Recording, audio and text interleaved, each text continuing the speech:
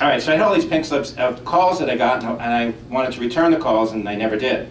And people got mad at me, and so this eventually became an excuse for new technology. It was like, why don't I get a car phone? Even though it's frightfully expensive, but now we're actually, making money. So let's put a car phone in my car, and I'll call those people back.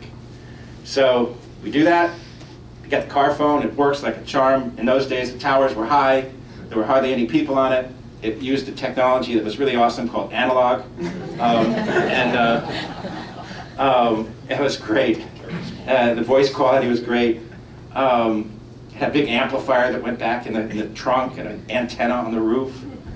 All right, so I start dialing, get in the car, call people, and call the first one, I get voicemail. Call the second one, I get voicemail. Call the third one, I get voicemail.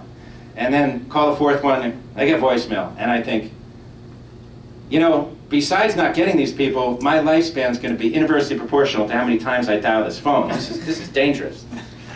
So I came up with this idea for Wildfire.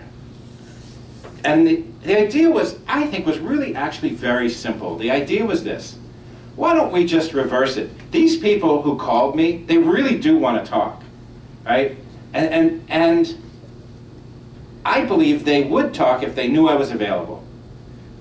So, and they might even interrupt a meeting, if they knew, or if they were in a meeting, they might duck out, just make a quick call so we can connect. So I thought, why not reverse it and make it so that when I get in the car, I would call Wildfire, and Wildfire would essentially let people know that I'm in the car, and it would attract calls to me during the time that I was in the car. Nowadays, we have a word for this. The word is social network. I didn't have that word. And so when I went to, so what I did is I said, well, okay, how do we create presence? Well, the way we would create presence is we would make an overlay on the phone network. Essentially what we would do is we would capture all of the outbound calling from our people, and so they would call us, we would call out, and then there would be presence. And we could then whisper in their ear about who calls, and we could make the connection. And we did that, and it worked. We eventually did that. So technologically, it was doable. It was kind of advanced. But when I went to raise money for this, I went and I talked to VCs, and the first VC looked at this thing, and by the way, we had a cool demo. I mean, we had this stuff working. So it was really, we got people's attention. And so they said, well, this is a service. I said, yeah, it's a service. And they said, well, we won't fund a service. So I went to the next VC, and they said, this is a service. And I said, yeah. And they said, we won't fund a service. And I went to the next VC, and they said a little differently. They said, this is like some sort of network service. And, we won't fund a network service. And so I did this 6 times. They all said the same thing. And now something kicked in, and I'm going to be talking to you about beliefs. What kicked in was a belief, and it was this little thing in my head, which, by the way, if I'd said it, I might not have believed it, but it was in my head. And what was in my head was, and I'll say it as a declarative statement, if 6 VCs said no, then what? What was I thinking? They'll all say no, right? Now, think about the difference if I had said to somebody, I believe, all right, I'm going to say this to Jackie. I believe that if 6 VCs said no, they will all say no. What do you say? No just means not that way. What? No just means not that way. No just means not that way. Okay. Anybody else? What? Yeah. Number 7 will say yes. What? Number 7 will right. say I yes. mean, you don't know. You don't know that. You don't know that 6. It might be number 40. Yeah. Right? But I had a second belief, which is, I believe we can reconfigure this as a box and network the boxes together. And I believe that by networking the boxes together, you'll really get the same thing. Now again, this is in my head. All right, I'm going to do it again. If I were to say to David, I believe that by making it a box and selling it to companies, and then networking the boxes together, I'll have the same result. What do you think? technologically speaking, it's possible if you could get the network carriers to give you that bandwidth and all that. But at least you're not selling a service. You're selling boxes now. Yeah. And is that a problem or not? It could be. Could be a problem. Okay, so what I did was I went ahead and switched to a box. Got Goldman Sachs to say, we love your box. We want to buy the box. We got other people to say, we love your box. We want to buy the box. Went to the VCs, back with the 6 of them. 5 of them said no, 6 ones said yes. Got raised $2 million from Matrix. And we're off to the races building these boxes, selling them to companies. Well, what about this intention? I intend to help people feel closer together. This is about people who are separated and actually want to talk to each other and need to talk to each other. How well is it going to work selling a box to Goldman Sachs? Not so good. Not so good.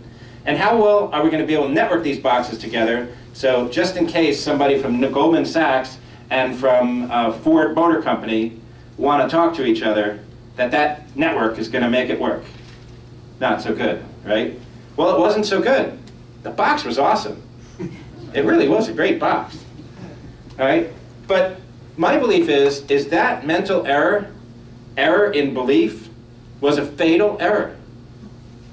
And I actually believe you know, in Murphy's Law, I believe in redundancy. So for example, for sound here, I always bring multiple ways to do sound, including this little speaker. This is my when all else fails.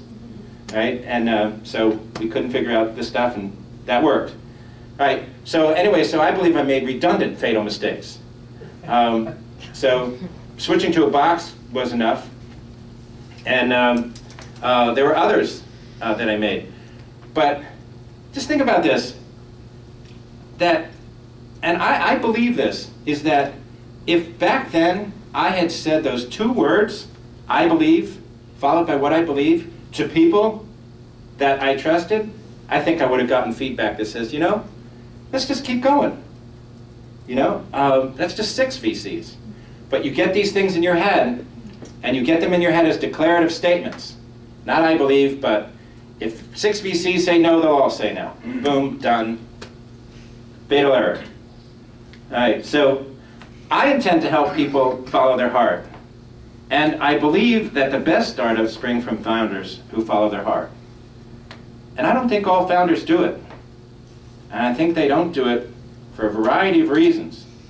But I think sometimes the reason is because they kind of need some help to do it.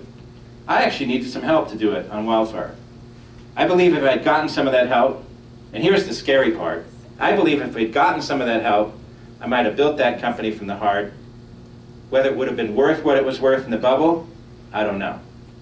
Right? Because the way it got made was an electronic secretary, and the electronic secretary was very sexy, very exciting.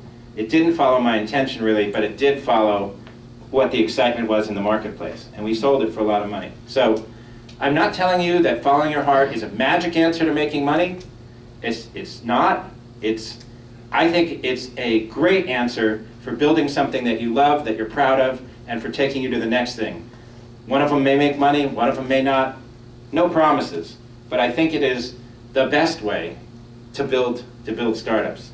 And when they work, I think it's going to be the best way to have a long-term result.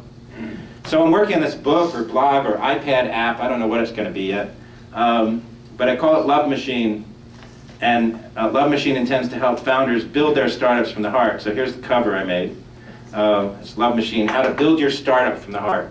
Available in electronic bookstores near you, eventually.